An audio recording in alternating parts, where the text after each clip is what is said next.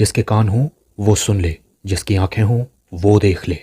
हम उन लोगों के लिए विशेष धन्यवाद देना चाहते हैं जो हमें SBI पे, गूगल पे और पेपलिंक के द्वारा हमारी सेवकाई में बोते हैं। डिस्क्रिप्शन बॉक्स में दिए हुए लिंक से आप भी बो सकते हैं।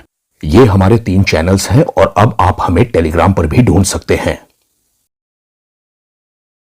पहला कुरिन्थियों 15:33 में लिखा है, धोखा ना खाना बुरी संगति अच्छे चरित्र को बिगाड़ देती है। मतलब कि संगति तो हमें बुरी बिल्कुल नहीं करनी है, क्योंकि इससे हमारा कैरेक्टर पक्का बिगड़ जाएगा। अब यहाँ पर ऐसा इसलिए कहा जा रहा है क्योंकि हम जिसके साथ भी उठते बैठते हैं या संगति करते हैं, या तो हम उसके जैसे बनेंगे या तो वो हमारे जैसा बनेगा। अब हम विश्वासी हैं तो हमारी संगति तो विश्वासियों के साथ ही होनी चाहिए। ऐसे लोग जिनका भरोसा प्रार्थनाओं पर हो, वो जो दुआ बंदगी में अपना समय बिताते हो, ऐसे लोगों के संग संगति करनी चाहिए और ये बात भी बाइबल में दी है। दूसरा तिमोथी 2:22 में लिखा है, जवानी की अभिलाषाओं से भाग और जो शुद्ध मन से प्रभु का नाम लेते हैं। यानी कि जो मसीही हैं, असली मसीही हैं, सच्चे क्रिश्चियन हैं, जो उनके साथ धर्म का, विश्वास का और प्रेम का और मेल मिलाप का पीछा कर। अब वो लोग जो सांसारिक हैं वो जवानी की अभिलाषाओं के पीछे ही भागते रहते हैं, लेकिन हमको इन 5 क्वालिटीज का पीछा करने वाले विश्वासियों के संग संगति करने को कहा जा रहा है। अब इसका ये मतलब भी नहीं निकलता है कि हमें अविश्वासियों के साथ उठना बैठना ही नहीं है। पौलुस ने भी ऐसी ही परेशानी को फेस किया था जब उसने कुरिन्थ की कलीसिया को पहला लेटर लिखा, लेकिन दूसरे लेटर में वो ये बात लिखता है, पहला कुरिन्थियों 5:9, मैंने अपनी पत्री में तुम्हें लिखा है कि व्यभिचारियों की संगति ना करना। लेकिन आगे वो इसका मतलब समझाता है कि इसका ये मतलब नहीं है कि तुम बिल्कुल ही इस जगत के व्यभिचारियों से या लोभियों से या अंधेर करने वाले या मूर्ति पूजकों के साथ संगति ही ना करो, क्योंकि अगर तुम ऐसा माहौल चाह रहे हो तो तुम्हें तो दुनिया से बाहर निकलना पड़ेगा। मतलब यह है कि नहीं उनसे मिलना है हमें। 11वें आयत में लिखा है, मेरा ये कहना था कि अगर कोई भाई कहलाकर के व्यभिचारी या लोभी या मूर्ति पूजक होता है, या गाली देने वाला हो या पीने वाला हो या अंधेर करने वाला हो, तो उसकी संगति मत करना। मतलब ऐसे क्रिश्चियंस की संगति मत करना, ऐसे लोगों की संगति मत करना जो इन सब कामों में लगा हो और अपने आप को मसीही भी कहला रहा हो। मतलब उनके साथ तो खाना भी नहीं खाना है, क्योंकि वो आपको वही सब सिखा देंगे जो वो कर रहे हैं। वो एक बड़ा ही गलत मैसेज फैलाते हैं कि देखो मसीहत ऐसी ही है, क्रिश्चियनिटी ऐसी ही है। लेकिन अब इसके बीच का तालमेल भी समझ लीजिए। देखिए, हमें अपना उद्देश्य याद होना चाहिए कि हम मसीही हैं और हम सामने वाले को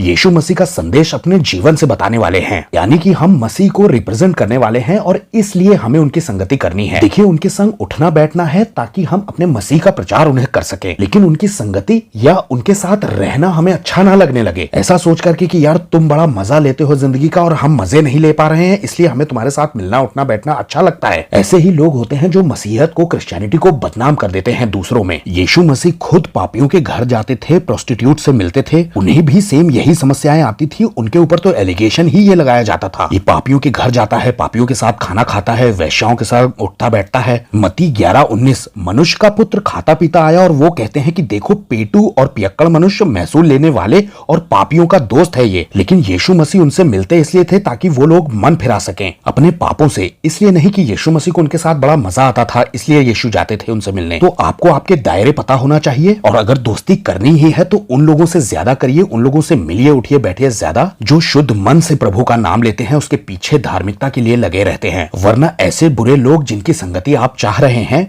वो आपके चरित्र को जरूर बिगाड़ देंगी। तो इसके बीच में अंतर जरूर समझिए। सबको जय मसीह की।